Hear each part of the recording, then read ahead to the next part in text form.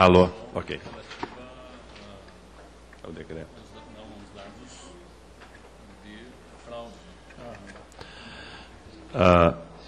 Declaro aberto, senhoras e senhores, boa tarde. Declaro aberto a reunião de audiência pública convocada para discutir sobre a proposta de fiscalização e controle número 61 de 2011, deputado Luiz Carlos Reis, que propõe que a Comissão de Agricultura, Pecuária, Abastecimento e Desenvolvimento Rural adote as medidas necessárias para que seja realizado o ato de fiscalização e controle dos procedimentos administrativos e eventuais excessos e omissões por parte da Fundação Nacional do Índio, FUNAI, no que diz respeito à demarcação de terras indígenas no país. Essa reunião foi proposta pelo deputado Lira Maia, democrata do Pará, em seu relatório prévio, já aprovado nessa comissão. Foram convidados para participar dessa reunião os senhores Dr. Narciso Leandro Xavier Baez, juiz federal em Chapecó, Santa Catarina, e também o Dr. Rodinei Escobar Xavier Candeia, procurador lá do Estado do Rio Grande do Sul. Convido-os, e já estão conosco, a tomar assento à mesa. Informo que os parlamentares, que os expositores terão um prazo de 20 minutos, prorrogáveis a juízo da comissão, não podendo ser aparteados. Os parlamentares inscritos para interpelar os expositores poderão fazê-lo estritamente sobre o assunto da exposição pelo prazo de 3 minutos, tendo o interpelado igual tempo para responder, facultadas a réplica e a tréplica pelo mesmo prazo, vedado ao orador interpelar quaisquer dos presentes. Apenas um esclarecimento inicial.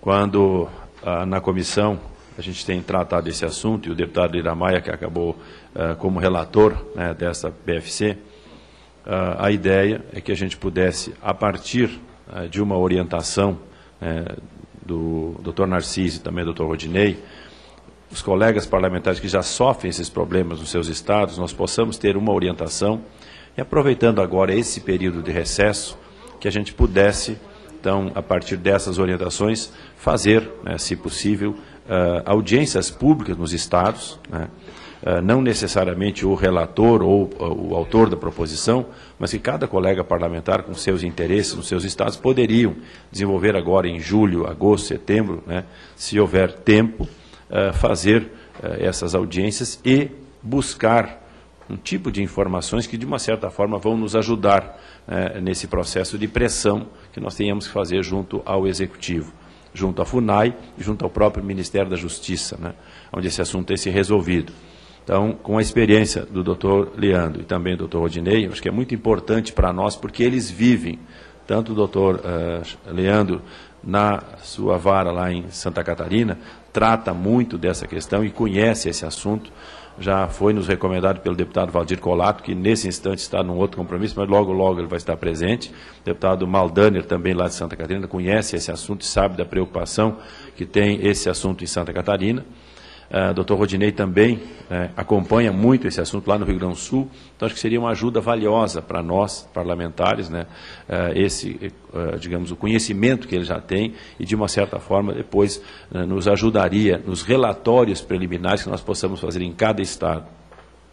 Um outro ponto, a gente tem acompanhado, e alguns colegas, o deputado Moreira, por exemplo, já esteve junto conosco, eu não sei se acho que o Giovanni não esteve, quando estivemos no Ministério da Justiça, a respeito do parecer da AGU. Já existe um parecer em cima dos julgados lá do Supremo, acho que são 17 pontos do Supremo, e, em princípio, nos parece que esse decreto que seria emitido pelo Ministério da Justiça, regulamentando a questão, deputado Moreira, regulamentando esta questão dos julgados do Supremo, que seria praticamente já um norte para essas questões e resolveriam muitos dos impasses que nós temos em cada estado. Tem um problema, e gostaria de ouvir depois o doutor Leandro e também o doutor Rodinei, que, de acordo com a data, tem muitos processos que foram, que apareceram agora nos últimos anos.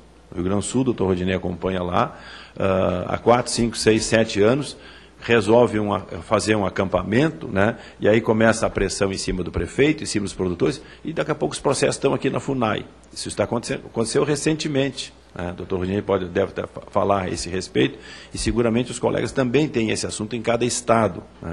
Então, a ideia é que a partir desse nosso movimento, dessa nossa comissão especial, a gente possa também fazer pressão e exercer essa pressão sobre o Executivo, sobre a FUNAI.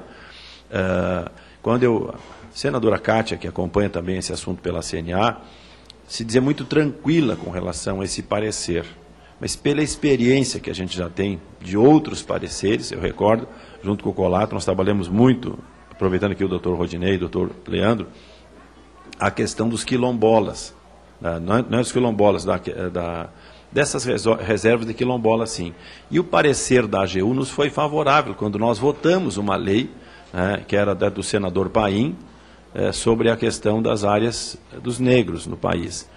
Mesmo tendo a lei dizendo a forma, a interpretação que a AGU tem é totalmente diferente, tendo uma lei. Então, tem a Constituição, que eles só poderiam reivindicar a área que eles estivessem em cima, ocupando, e não é isso que está acontecendo.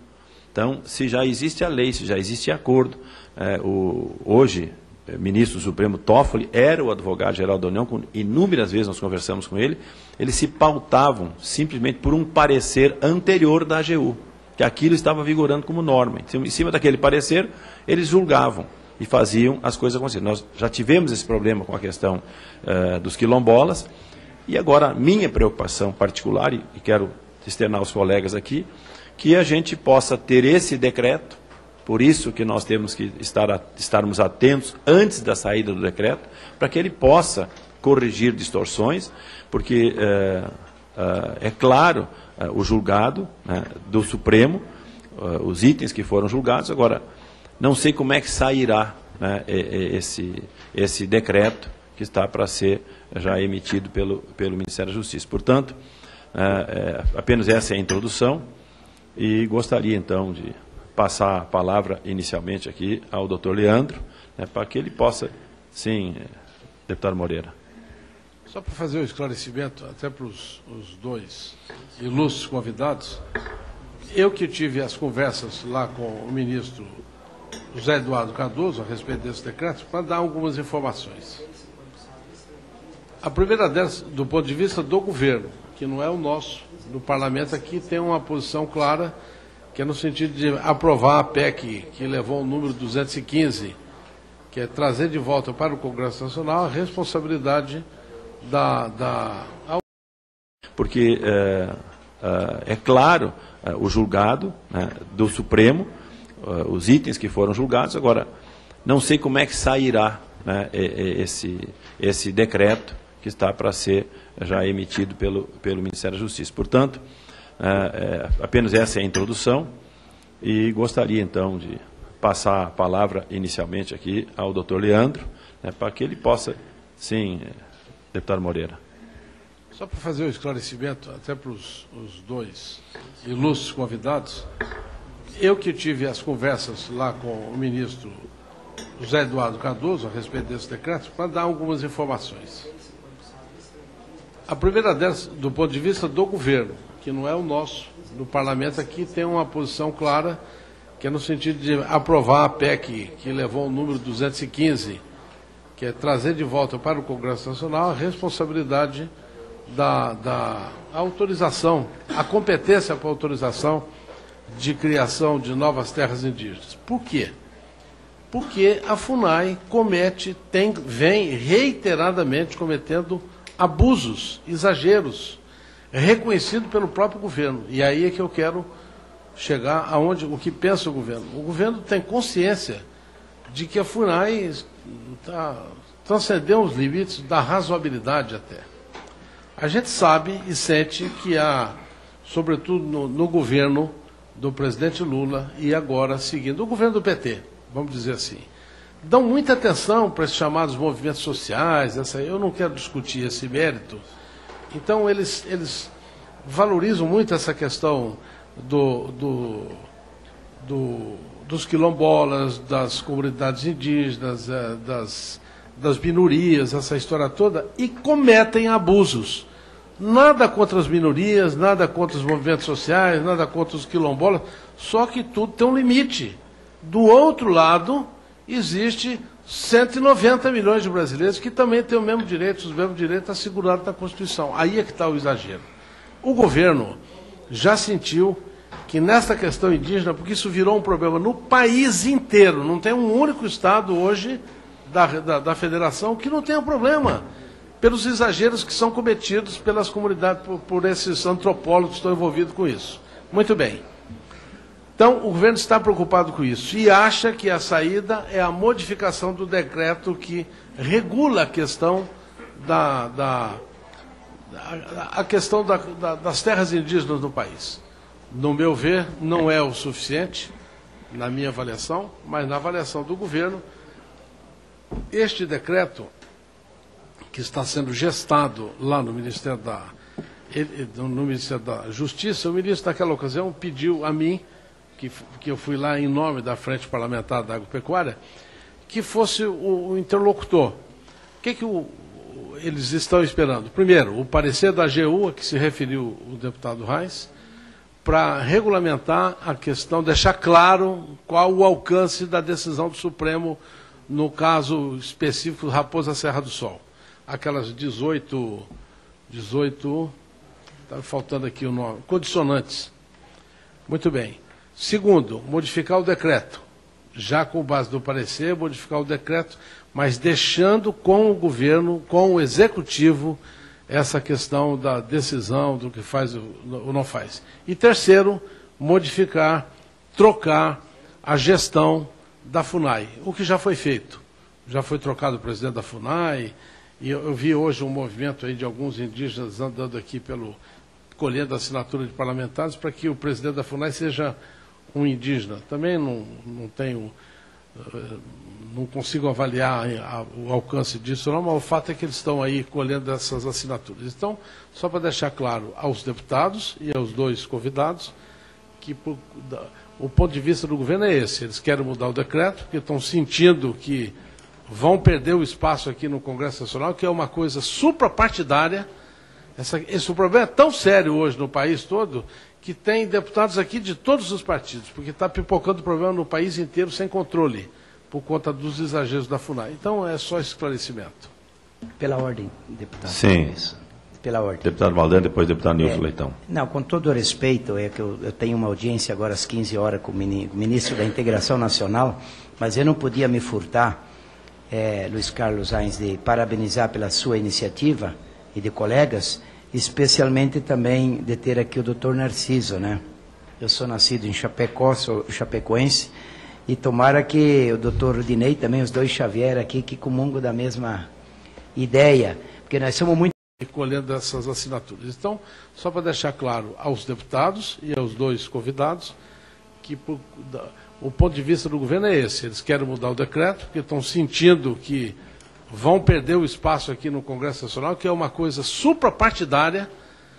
Esse problema é tão sério hoje no país todo, que tem deputados aqui de todos os partidos, porque está pipocando o problema no país inteiro sem controle, por conta dos exageros da FUNAI. Então, é só esclarecimento. Pela ordem, deputado. Sim. Pela ordem. Deputado Valdan, depois deputado Nilson Leitão. Não, com todo o respeito, é que eu tenho uma audiência agora às 15 horas com o ministro da Integração Nacional, mas eu não podia me furtar, Luiz Carlos Reis, de parabenizar pela sua iniciativa e de colegas, especialmente também de ter aqui o doutor Narciso, né? Eu sou nascido em Chapecó, sou chapecoense, e tomara que o doutor Rudinei também, os dois Xavier aqui, que comungam da mesma ideia, porque nós somos muito gratos ao doutor Narciso, muito grato mesmo, uma gratidão.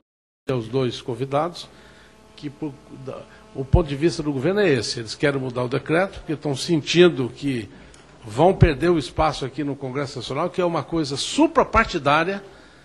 Esse problema é tão sério hoje no país todo, que tem deputados aqui de todos os partidos, porque está pipocando o problema no país inteiro sem controle, por conta dos exageros da FUNAI. Então, é só esclarecimento. Pela ordem, deputado. Sim. Pela ordem. Deputado Valdan, depois deputado Nilson Leitão. Não, com todo o respeito, é que eu tenho uma audiência agora às 15 horas com o ministro da Integração Nacional, mas eu não podia me furtar, Luiz Carlos Reis, de parabenizar pela sua iniciativa e de colegas, especialmente também de ter aqui o Dr. Narciso, né? Eu sou nascido em Chapecó, sou chapecoense, e tomara que o Dr. Rudinei também, os dois Xavier aqui, que comungam da mesma ideia, porque nós somos muito gratos ao Dr. Narciso, muito grato mesmo, uma gratidão muito grande pelo trabalho que tem feito lá. É inédito no país o que a coragem dele, o que defendendo nossos agricultores familiares. São 174 famílias de agricultores familiares de Cunha Porã em Saudades.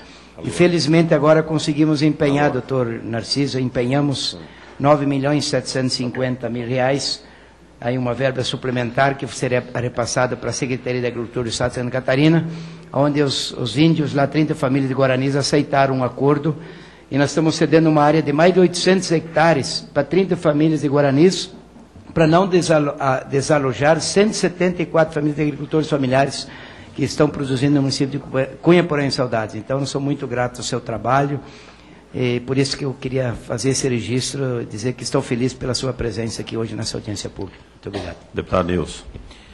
Deputado Luiz Carlos Reis, eu quero cumprimentar o doutor Narciso, o doutor Rudney, e coincidentemente hoje pela manhã, todos os nossos colegas deputados, hoje pela manhã o governo de Mato Grosso convidou a bancada de Mato Grosso para uma reunião para tratar exatamente de um assunto como esse. E às 17 horas nós estaremos indo à FUNAI. Mais um absurdo acontecendo lá no nosso estado. Aqui eu tenho um documento em minhas mãos. Suplementar que seria repassado para a Secretaria de Agricultura do Estado de Santa Catarina, onde os índios, lá 30 famílias de Guaranis, aceitaram um acordo, e nós estamos cedendo uma área de mais de 800 hectares para 30 famílias de Guaranis, para não desalojar 174 famílias de agricultores familiares que estão produzindo no município de Cunha Porã em Saudades. Então, eu sou muito grato ao seu trabalho, e por isso que eu queria fazer esse registro, dizer que estou feliz pela sua presença aqui hoje nessa audiência pública. Muito obrigado. Deputado Nilson. Deputado Luiz Carlos Reis, eu quero cumprimentar o doutor Narciso, o doutor Rudney, e coincidentemente hoje pela manhã, todos os nossos colegas deputados, hoje pela manhã o governo de Mato Grosso convidou a bancada de Mato Grosso para uma reunião para tratar exatamente de um assunto como esse. E às 17 horas nós estaremos indo à FUNAI. Mais um absurdo acontecendo lá no nosso estado. Aqui eu tenho um documento em minhas mãos, um litígio, uma disputa de Estado de Santa Catarina, onde os índios, lá 30 famílias de Guaranis, aceitaram um acordo, e nós estamos cedendo uma área de mais de 800 hectares para 30 famílias de Guaranis, para não desalojar 174 famílias de agricultores familiares que estão produzindo no município de Cunha Porã em Saudades. Então, eu sou muito grato ao seu trabalho, e por isso que eu queria fazer esse registro, dizer que estou feliz pela sua presença aqui hoje nessa audiência pública. Muito obrigado. Deputado Nilson. Deputado Luiz Carlos Reis, eu quero cumprimentar o doutor Narciso, o doutor Rudney, e coincidentemente hoje pela manhã, todos os nossos colegas deputados, hoje pela manhã o governo de Mato Grosso convidou a bancada de Mato Grosso para uma reunião para tratar exatamente de um assunto como esse. E às 17 horas nós estaremos indo à FUNAI.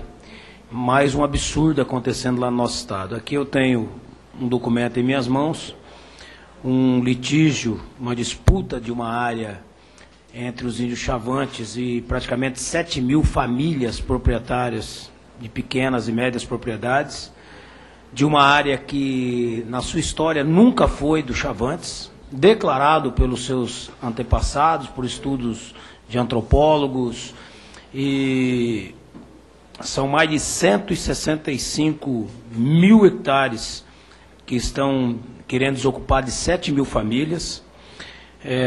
Já perderam na primeira instância, já perderam na segunda instância, não tiveram, doutor Narciso, nem um cuidado de verificar em loco. A Justiça não verificou em loco os fatos. Uma técnica capacitada, perita do processo, fez um relatório em gabinete aqui em Brasília, não saiu daqui de Brasília, e está chegando numa situação, não é de uma região que eu trabalho, eu sou de uma outra região, mas está chegando no momento, Luiz Carlos, em que poderá ter derramamento de sangue, uma coisa muito forte que está ocorrendo lá, coisa do século passado. O preocupante de tudo isso é que a forma que a Justiça vem conduzindo esse processo, pelo que tem nos autos, e aí preocupa muito mais, é uma motivação clara e única, e eu falo isso com toda tranquilidade, porque eu não sou proprietário rural, que a motivação é uma motivação da própria FUNAI, com algumas ONGs, que estão fazendo isso em várias áreas do Brasil. E no Mato Grosso, Rondônia já aconteceu isso, em Roraima acontece isso, é descabido. Da mesma forma que querem punir, eu tenho aqui a condição de poder dizer que os setores da FUNAI não estão trabalhando com toda a honestidade. Eles estão sendo bastante desonestos nesses relatórios, nos mapas levantados. Basta ter um trabalho mais cuidadoso com a perícia, basta ter um cuidado com o assunto. E porque quando se trata da questão indígena, vira um assunto mundial, a mídia internacional fica em cima. Agora, não é justo, por exemplo, aqui um dado, só para não ir muito distante, depois eu quero passar uma cópia para vocês, mas um dado muito interessante. A etnia Chavante ocupa 1.430.502 hectares em terras de Mato Grosso. E está em processo de demarcação de mais 145.881 localizada à margem direita do Rio das Mortes, paralela à reserva Pimenta Barbosa. A etnia Chavante é composta de 17 mil índios no total. Isso dá a média de 25 mil hectares para cada família Chavante. Levando-se em conta que o INCRA assenta uma família brasileira em 50 hectares. Podemos concluir que os Chavantes são os maiores latifundiários do mundo.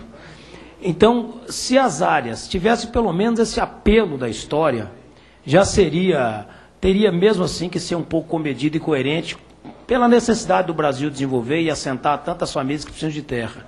Agora, querer demarcar terra que não faz parte da história, uma outra coisa gritante que está nos autos, doutor, é que a etnia Chavante, a história, eles nunca viveram em floresta, somente no cerrado, campo e cerrado. E essas áreas que estão querendo ampliar é somente florestas.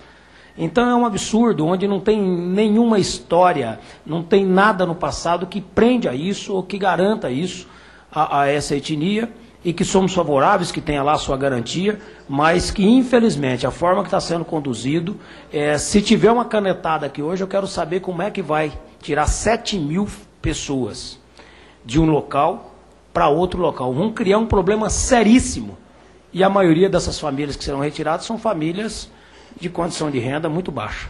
Então, esses cuidados que a gente pede o apelo. Hoje nós vamos estar indo na FUNAI, mas já também estaremos marcando com a presidência do Senado Federal e da Câmara Federal, onde nós queremos convidar todos que abracem essa luta para dizer o seguinte: não é mais possível a FUNAI ou o governo tomar decisões como essa numa canetada. É preciso passar pelo Congresso Nacional. É preciso que haja um debate com mais responsabilidade sobre o assunto. E que essas motivações de cunho de meia dúzia de pessoas não pode transformar o Brasil numa guerra que já foi no passado. Era isso. Deputado Nilson, esse é o nosso objetivo e por isso nós estamos pedindo aqui a colaboração e o conhecimento do Dr. Narciso e do Dr. Rodinei aqui. Com a palavra, então, Dr. Narciso.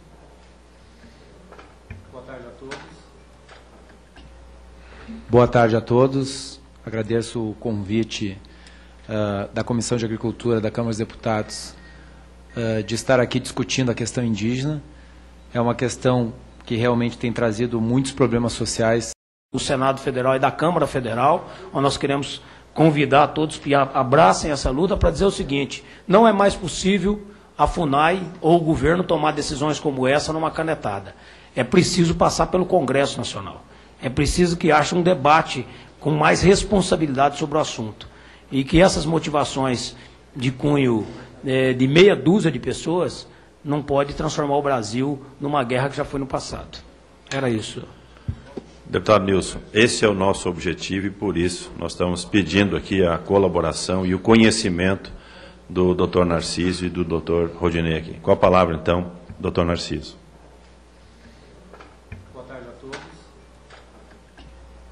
Boa tarde a todos. Agradeço o convite da Comissão de Agricultura da Câmara dos Deputados de estar aqui discutindo a questão indígena. É uma questão que realmente tem trazido muitos problemas sociais nos últimos anos. E eu gostaria de começar essa exposição muito rápido e brevemente Só aperta F5 aí. Isso. Explicando uma questão de posicionamento aqui. Que acha um debate com mais responsabilidade sobre o assunto. E que essas motivações de cunho de meia dúzia de pessoas não pode transformar o Brasil numa guerra que já foi no passado. Era isso. Deputado Nilson, esse é o nosso objetivo e por isso nós estamos pedindo aqui a colaboração e o conhecimento do Dr. Narciso e do Dr. Rodinei aqui. Com a palavra, então, Dr. Narciso. Boa tarde a todos. Boa tarde a todos. Agradeço o convite da Comissão de Agricultura da Câmara dos Deputados de estar aqui discutindo a questão indígena. É uma questão que realmente tem trazido muitos problemas sociais nos últimos anos. E eu gostaria de começar essa exposição muito rápido e brevemente. Só aperta F5 aí. Isso. Explicando uma questão de posicionamento aqui.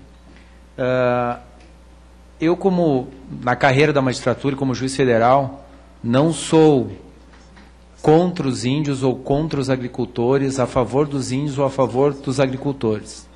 A minha posição como magistrado é a posição de cumprimento da Constituição e das leis da República Federativa do Brasil.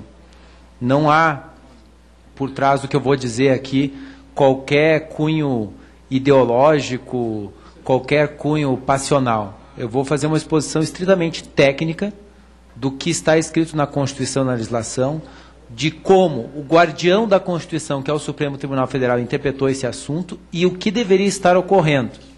E depois eu vou explicar por que está havendo esse problema hoje no Brasil. É uma questão de erro de lógica e as soluções que estão sendo trazidas aqui me parecem equivocadas para resolver o assunto. Muito bem. Então, vamos começar essa exposição entendendo a regulação constitucional. Por que a Constituição de 88, por que o Constituinte estabeleceu lá no artigo 20, inciso 11, que as terras tradicionalmente ocupadas pelos índios deveriam ser terras da União? O objetivo da Constituição Federal foi proteger a cultura indígena, suas tradições, de um processo de exploração e de aviltamento que vinha sendo reproduzido desde a época da colonização no Brasil. Então, o que o Constituinte colocou? Bom, a partir do dia 5 de outubro de 88, qualquer terra no Brasil que esteja sendo ocupada por índios é bem da União, é terra indígena. Isso foi o conteúdo da nossa Constituição. Em nenhum momento a nossa Constituição, o ordenamento jurídico, colocou que as terras ocupadas pelos índios há 30 anos atrás, há 20 anos atrás, a qualquer período anterior à Constituição, seriam terras indígenas. Isso é um erro. Isso é um erro lógico. Isso não está escrito na ordem jurídica brasileira. A Constituição colocou que são terras tradicionalmente ocupadas por índios, aquelas que eles ocupavam em 5 de outubro de 88, ou se não ocupavam, estavam na região lutando por aquelas terras e só não estavam ocupando porque havia um esbulho presente em 5 de outubro de 88. Qualquer laudo antropológico, qualquer discussão sobre o assunto, ela tem um marco. Este marco temporal é 5 de outubro de 88. Este é o único marco que se pode fazer dentro de um processo judicial para definir se uma terra é ou não é indígena.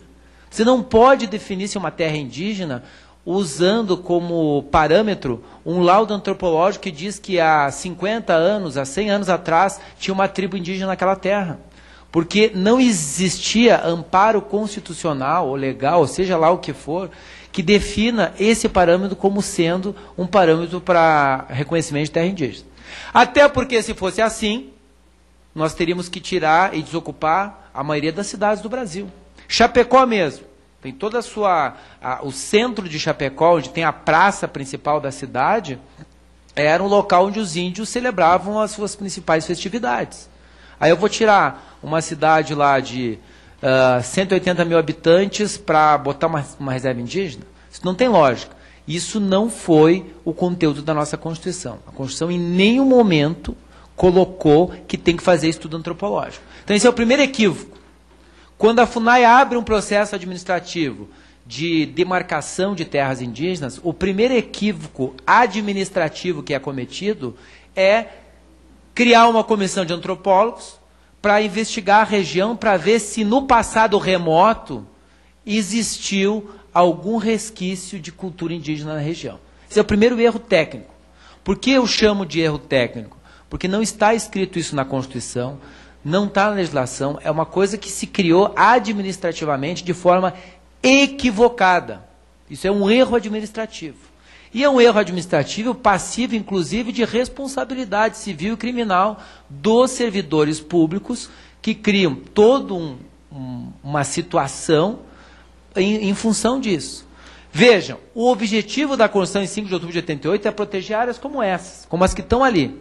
Nós temos várias áreas no Brasil onde, em 5 de outubro de 88, habitam etnias indígenas e que, se não recebessem uma proteção constitucional, estariam hoje dizimadas pelo processo que ocorre aí de desmatamento, de destruição, de ocupação, de grilagem. Então, o Constituinte quis proteger esse tipo de situação.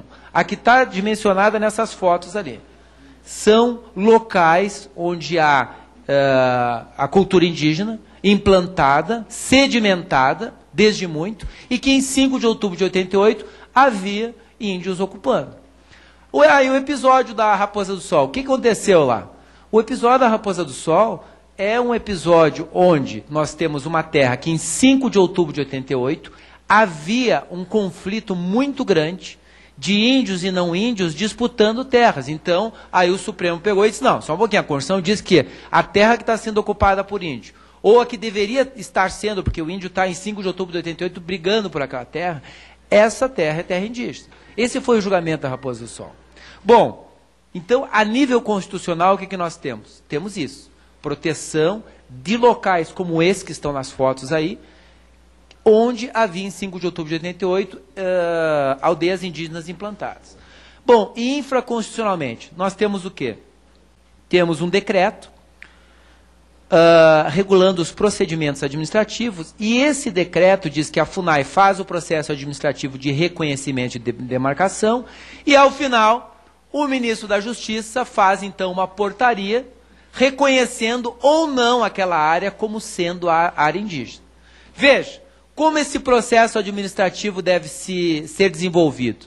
A FUNAI deve fazer uma investigação e usar o limite temporal de 5 de outubro de 88 para definir se nessa época havia índios ocupando a região ou não. Ou se não havia índios ocupando, se eles estavam pelo menos na região, lutando por aquelas terras e só não estavam ocupando porque estavam sendo esbulhados.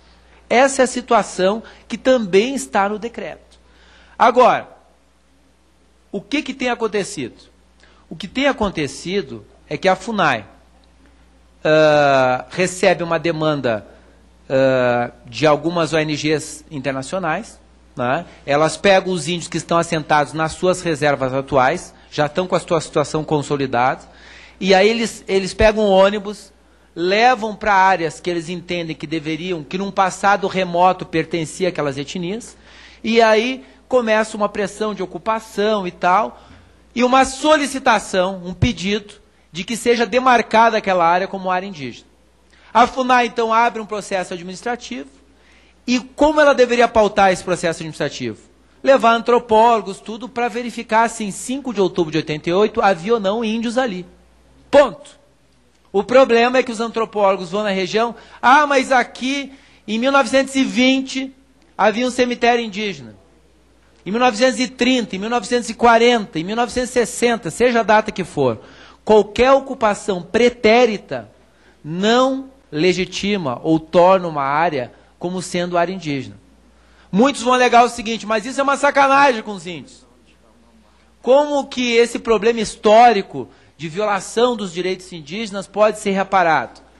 A Constituição deu o norte. O norte é proteger aquelas áreas que os índios já estavam ocupando em 5 de outubro de 88 e não deixar que eles perdessem mais nada. Agora, se eu quero ampliar essas áreas, se eu quero melhorar a situação do indígena, então eu tenho que criar um programa para compra de áreas, aonde vai se adquirir áreas para realocar as comunidades indígenas. Eu vou falar a respeito do sul do Brasil. No sul do Brasil, que é onde eu tenho a jurisdição, existe muitas áreas indígenas demarcadas, prontas, e índios dentro dessas áreas passando necessidade, passando fome. Por que eles estão passando fome? Não é porque eles não têm terra. É porque não existe um programa dentro da estrutura da aldeia que possa lhes dar fontes de subsistência. Então, o único momento que eles recebem atenção para receber algum tipo de subsídio é quando eles lutam por mais terras. Essa é a situação. Posição do Supremo sobre o assunto. O Supremo, ele já tem vários julgados sobre o assunto. Ele tem súmula sobre o assunto, dizendo que não é admitido em hipótese alguma, usar a ocupação imemorial, ou seja, antes de 5 de outubro de 88, para definir uma terra como sendo terra indígena. Tem súmula do Supremo. O que é uma súmula? O Supremo julgou tantas vezes aquele assunto, tantas vezes que ele editou uma súmula para simplificar o seu julgamento. Bom, tem dois trechos aqui de decisões do Supremo que são muito interessantes. O primeiro diz assim: terras indígenas são terras ocupadas por índios, não terras que ocuparam em tempos idos e não mais ocupam. Não terras que ocupavam até certa data e não ocupam mais. São terras ocupadas pelos índios quando da promulgação da Constituição de 88. É isso que diz a Constituição. Que é terra indígena, aquela ocupada por índios em 5 de outubro de 88, ou aquela que em 5 de outubro de 88 havia um conflito entre índios e não índios, caso da Raposa do Sol, e os índios só não estavam ocupando por causa do esbulho que havia naquela época. Ponto.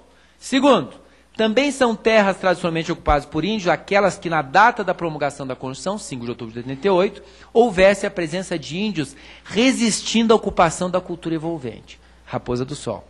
Certo? Essas decisões, elas estão numa sentença que eu proferi, que já foi confirmada pelo tribunal, e que eu encaminhei aqui para a comissão, para que possa ser usado como um parâmetro, porque ali é feito um levantamento histórico de todo o ordenamento jurídico brasileiro sobre o assunto. Bom, mas então o que está acontecendo? A justiça está enlouquecendo? Por que está sendo demarcadas essas terras indígenas aí? O problema é bem simples, é matemático. A FUNAI abre um procedimento administrativo baseado em ocupações. Os índios estão sendo usados como maionetes, como joguetes, eles são retirados de uma aldeia que eles vivem, onde tem espaço, mas não tem programas que lhe deem condições de subsistência. Eles são retirados por órgãos não governamentais, pelo CIMI, que é o movimento indigenista da igreja. Aí eles ocupam as áreas, fazem um protesto, fazem uma pressão, a FUNAI abre o processo de demarcação. Até aí está tudo certo. A FUNAI abriu o processo de demarcação, etc. Qual é o problema? Eles trazem antropólogos e eles começam a fazer uma investigação do passado remoto para ver se naquela área havia índios. Isso está errado. Isso é ilegal, é abusivo e é inconstitucional. O Supremo, não sou eu que estou dizendo isso o Supremo já disse, e nós temos N decisões judiciais, inclusive uma súmula, confirmando isso que eu estou falando para vocês. Bom, mas aí os agricultores desesperados procuram advogados. Aí o advogado vai lá na justiça e ele olha a seguinte situação: se eu pegar e lutar pela anulação dessa portaria, que o ministro da Justiça assinou dizendo que aquela área é indígena, o que eu vou ganhar? Eu vou ganhar um valor de cada família. Vamos supor que as famílias são famílias pequenas de agricultores, eles não têm muitas condições financeiras, cada um vai dar um salário mínimo para ele. Bom, ele vai ganhar lá uns 50 mil, 80 mil com esse caso. Do outro lado, se eu não rebater, não entrar a fundo nesse troço aqui e até meio que concordar para que o negócio fique meio em controvérsia e o juiz dê ali que a terra é indígena, o que eu vou ganhar? Eu vou trabalhar em cima da indenização dos agricultores e vou ganhar 20% da indenização de cada um. O que vai dar mais ou menos, somando todas as famílias que vão perder as terras e as suas benfeitorias, vai dar mais ou menos aí uns 8 milhões de reais de honorários advocatícios. 8 milhões, 40 mil, 8 milhões, 40 mil, 8 milhões. Então, eu já vi em várias situações que chegaram para mim, onde o advogado não quer discutir a questão. Ele diz, não, a terra é indígena mesmo, não tem que discutir, nós queremos discutir indenização nesse processo.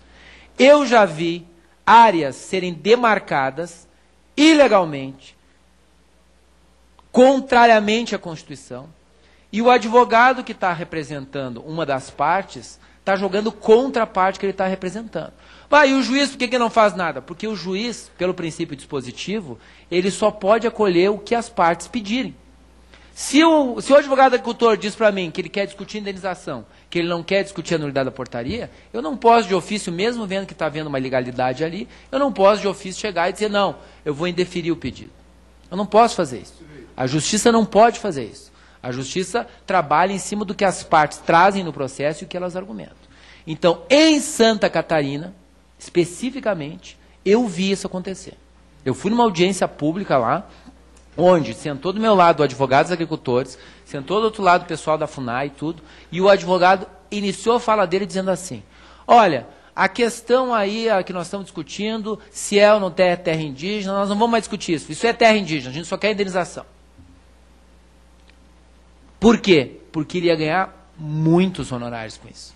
Ele ia ganhar infinitamente mais se ele não discutisse o cerne da questão, que é se a terra é ou não é indígena. Então, eu vi isso acontecer em Santa Catarina, de algumas áreas que não eram áreas indígenas, porque em 5 de outubro de 88 não havia índios lá. Havia índios quando? Remotamente. E o Supremo tem uma súmula sobre o assunto dizendo que ocupação remota não gera reconhecimento de terra indígena. Essa é a questão. Então, isso é um problema. Há um problema seríssimo hoje nessa questão, envolvendo uma questão ética. O advogado, às vezes, vê o sofrimento da família, mas ele vê que ele vai ganhar muito mais discutindo indenização. Então, ele não quer discutir o mérito, ele não quer discutir a nulidade da portaria. Segunda questão, então esse é um problema. Isso é algo que se deve trabalhar no campo ético e os deputados, como representam a vontade do povo, devem esclarecer as suas comunidades sobre essa questão.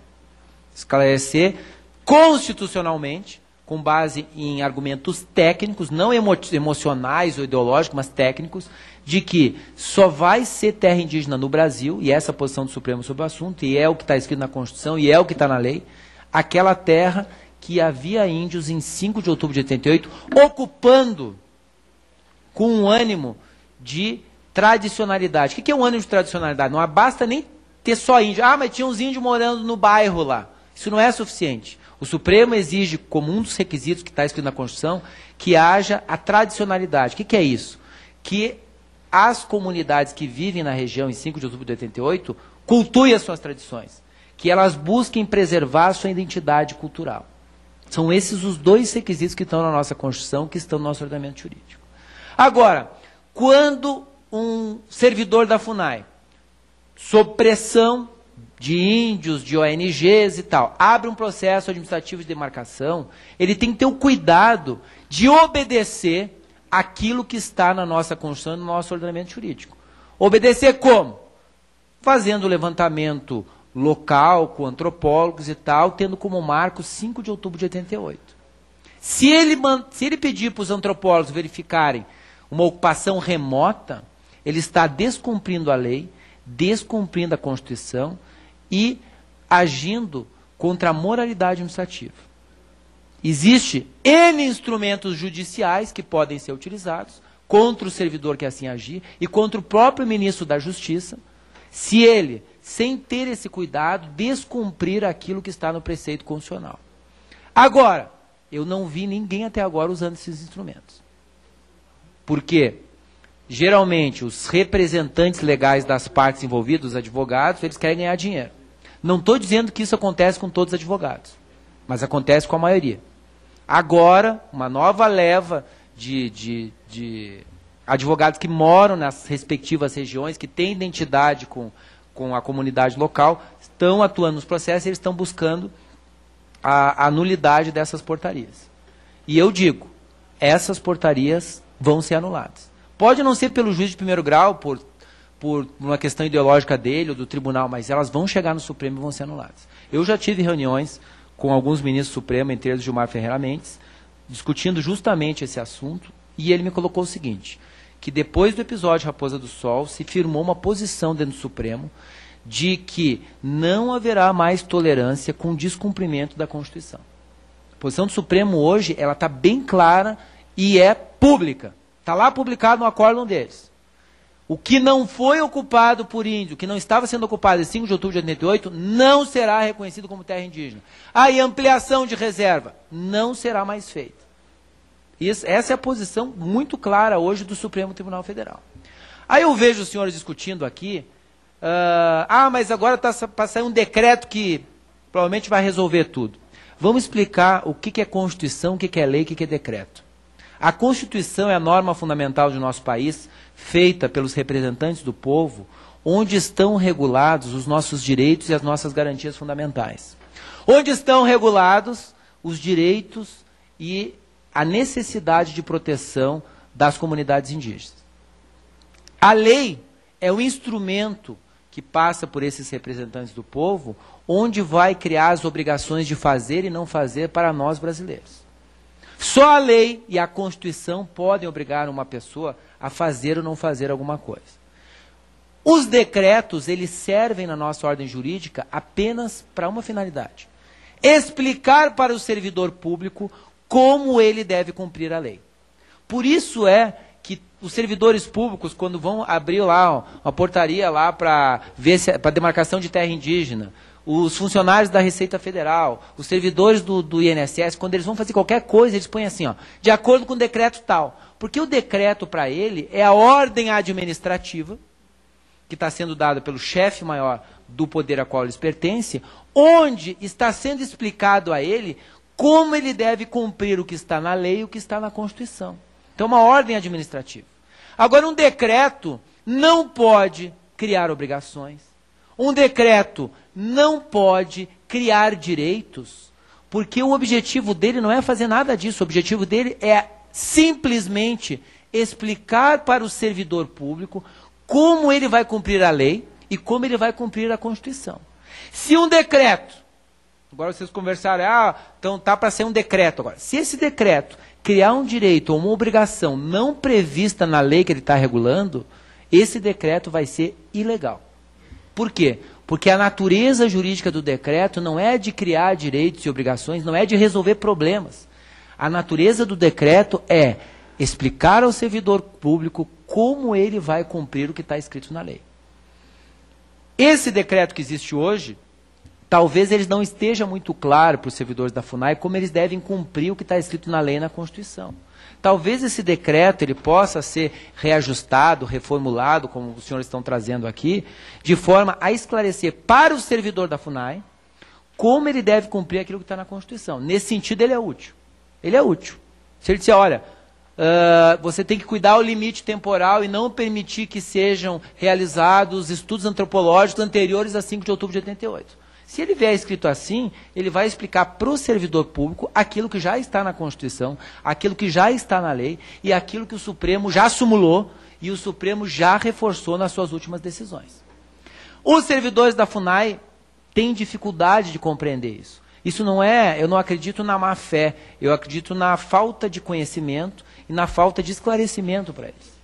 Então, talvez esse decreto possa esclarecer isso e talvez os senhores, através dessa comissão e deste trabalho que está sendo feito aqui a partir de hoje, que os senhores possam esclarecer as comunidades, esclarecer o próprio Poder Executivo que leva adiante isso e começar a adotar os instrumentos legais de punição, tanto com relação ao ministro da Justiça, quanto com relação aos servidores da FUNAI que descumprem o que está na Constituição e o que está nas leis.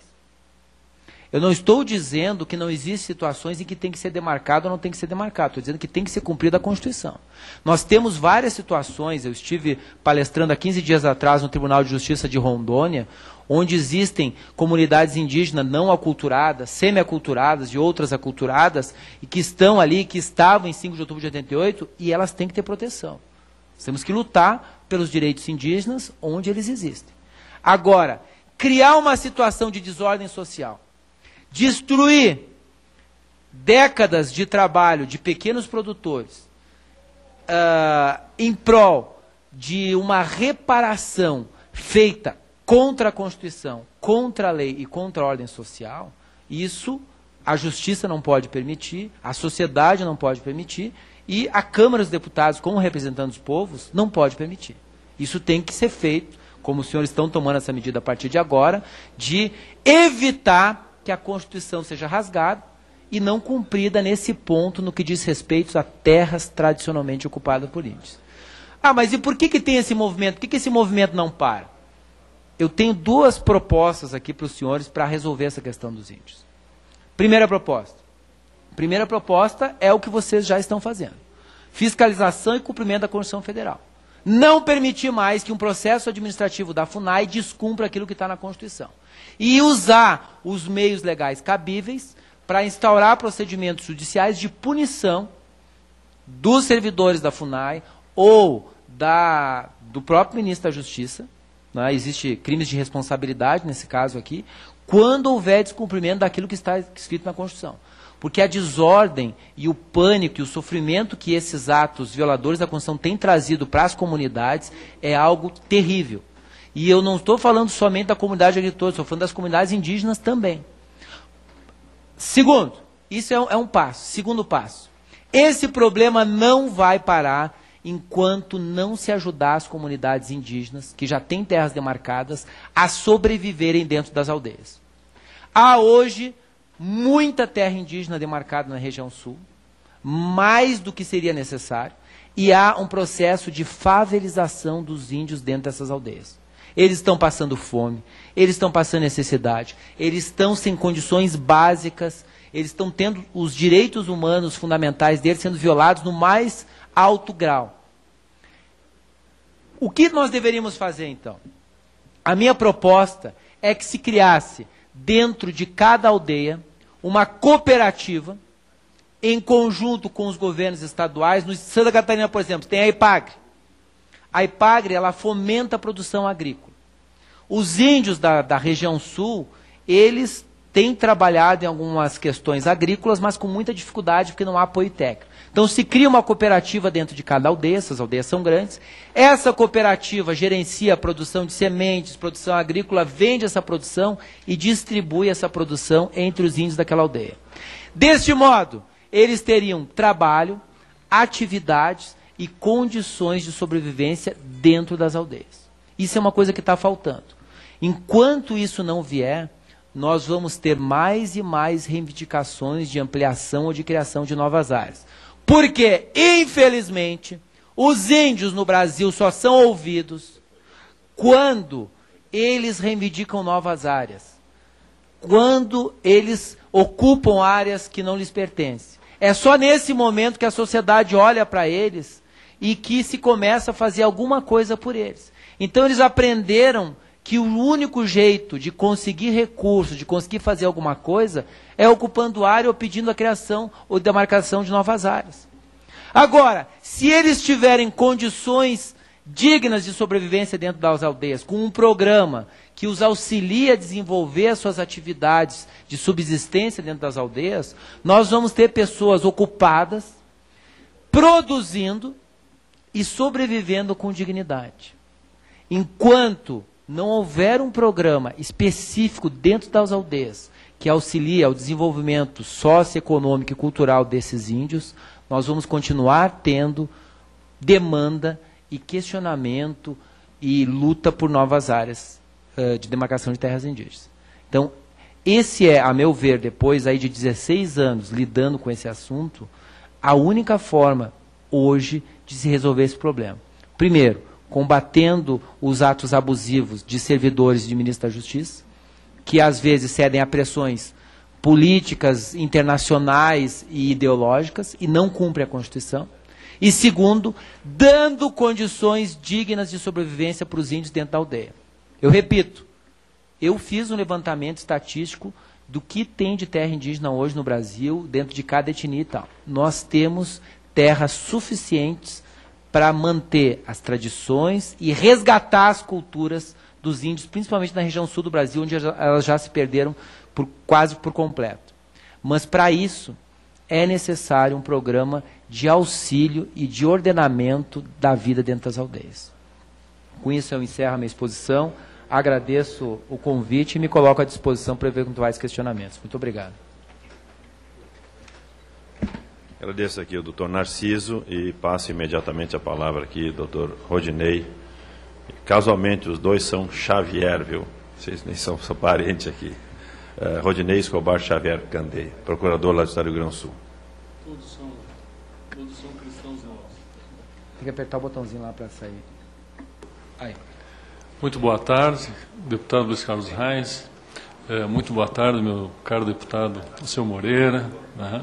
Meus caros deputados, aqui temos terras suficientes para manter as tradições e resgatar as culturas dos índios, principalmente na região sul do Brasil, onde elas já se perderam quase por completo.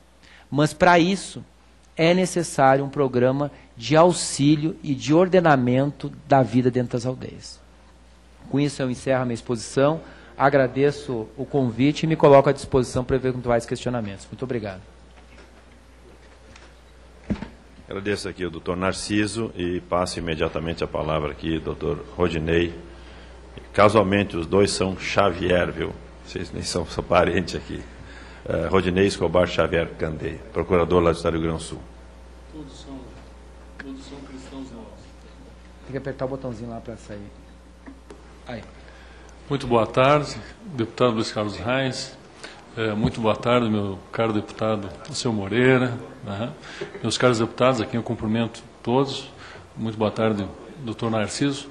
Primeiro, queria dizer que é uma honra estar aqui na Casa do Povo, e acho que o ambiente é legítimo para tratar de assunto tão grave e de tanto interesse. Parabenizo a iniciativa e estou sempre à disposição, mesmo com todas as dificuldades que a gente tem para fazer a viagem de lá para cá, deputado, mas vamos...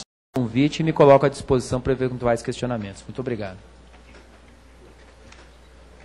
Agradeço aqui o doutor Narciso e passo imediatamente a palavra aqui ao doutor Rodinei. Casualmente, os dois são Xavier, viu? Vocês nem são parentes aqui. Rodinei Escobar Xavier Candeia, procurador lá do Estado do Rio Grande do Sul. Todos são cristãos nossos.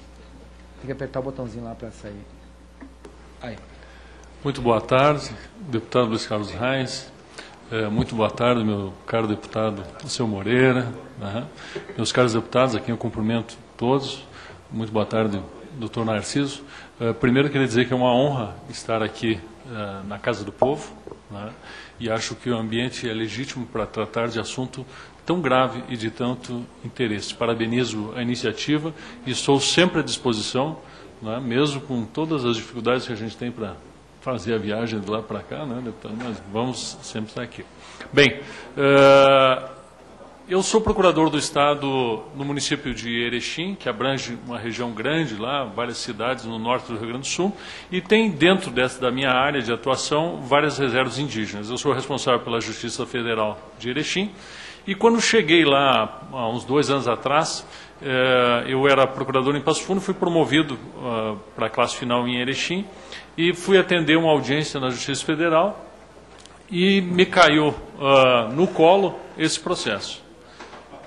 Esse processo são 15 volumes, 8 é de laudo antropológico. Numa audiência que estava sendo feito um acordo para praticamente definir a demarcação de uma área e o Estado indenizar e reassentar as famílias. Eu cheguei na audiência, dei uma olhada no caso antes, e não entendi muito bem como podia estar nessa fase, numa ação civil pública, em que a própria demarcação ainda não tinha se encerrado. E aí, analisando o processo, cheguei à conclusão que não era caso nenhum de que isso fosse acontecido. O processo vinha sendo conduzido como se isso devesse acontecer. Basicamente era o seguinte, uma área, 63 índios guaranis foram retirados da reserva de Cacique Doble e colocados do lado da reserva de Ventarra, no município que fica encravado entre Getúlio Vargas, Erebango e Erechim. E ali, que eles chamam de uma reserva florestal de Mato Preto, eles foram colocados lá pelo Conselho Indigenista Missionário, dizendo que ali tinha sido uma terra ocupada em 1926, portanto, muito antes daquela... E era uma área que era primeiro uma reserva florestal de 223 hectares. Para surpresa, olhando o laudo antropológico, ele chegou à conclusão que não era 223, que deveria ser primeiro 1.019 hectares, depois baixou para 650, os laudos não foram aceitos dentro dos órgãos técnicos da FUNAI, aí tiraram o responsável pelo órgão técnico da FUNAI, e trocaram e aprovaram o laudo, para surpresa, em revisão, aí com 4.230 hectares, indicando que deveria chegar a 9.500 hectares. Dentre as justificativas, para os senhores veem o absurdo da construção lógica desse laudo. Os senhores não conhecem o norte do Rio Grande do Sul, uma cidade que um local que a cada 10 quilômetros tem uma cidade. Todo de pequenas propriedades, 10, 15 hectares, ocupados há centenas de anos já por colonos europeus, uma área totalmente agrícola. E o laudo conclui que a área tinha que ser ampliada para que os índios caçassem anta. Assim, chega nesse nível. Mas o que acontece? O Estado do Rio Grande do Sul, diferentemente do resto do país todo, ele se antecipou à criação do próprio Serviço de Proteção ao Índio. Por quê? Porque havia um sujeito lá que se chamava Torres Gonçalves, um funcionário público extraordinário, que era da Igreja Positivista e era contemporâneo e correligionário do Marechal Rondon. E era partidário, então, de fazer a proteção dos índios, que ele entendia que os índios tinham que ser tratados humanamente e dar-lhes condições de evoluir naturalmente. Ele tinha um procedimento totalmente paternal em relação aos índios. O que ele fez? Havia um conflito muito grande entre colonos e índios, com mortos de ambos os lados. E ele pegou, então, e criou a situação de reservas. Foi ele que criou as reservas no Brasil. E aí criou 11 reservas no Rio Grande do Sul. E convenceu algumas tribos, algumas ele conseguiu, outras não.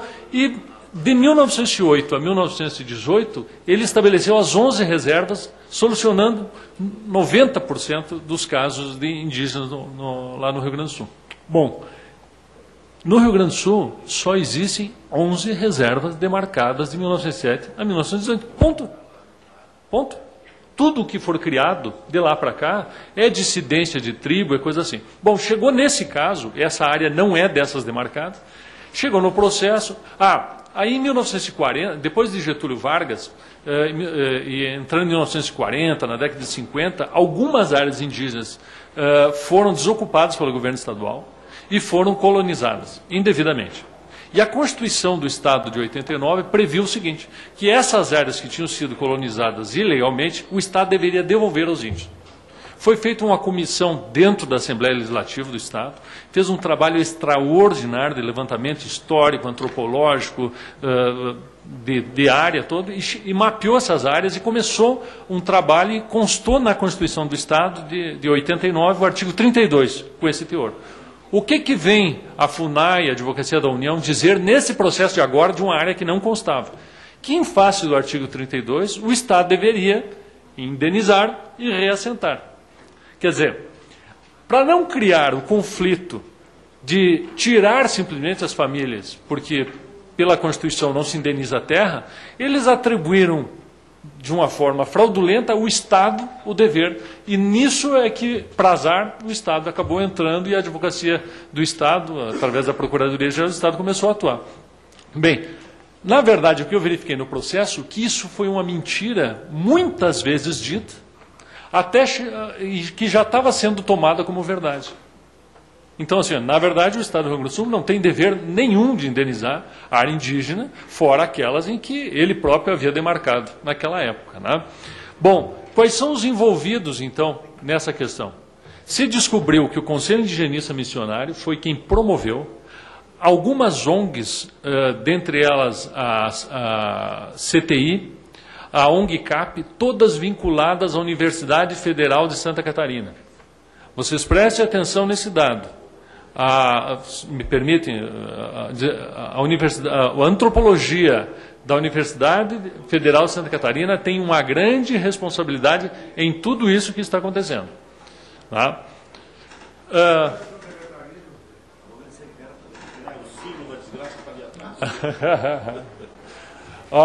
Para vocês terem uma ideia, a revista Veja foi fazer uma entrevista com esses indígenas dessa região, e eles próprios declararam, a gente veio para cá porque o CIMI prometeu mais terras. Ó, os índios disseram.